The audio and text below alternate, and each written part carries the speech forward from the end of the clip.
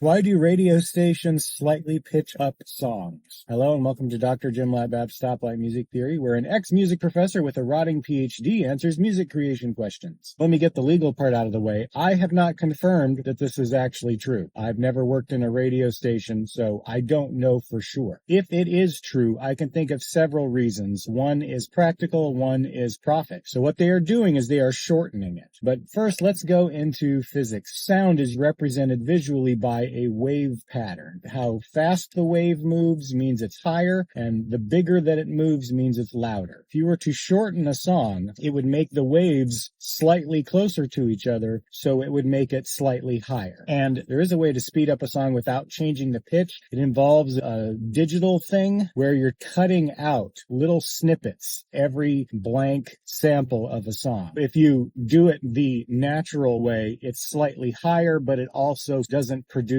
the artifacts that cutting out little tiny samples would do by keeping the same pitch. So that's why it's higher. If you shorten it 50% or make it twice as fast, it goes up an octave. Half, it goes up a fifth, a quarter, a natural major third. If you speed it up by 5 seconds, a 3-minute song, less than 3%.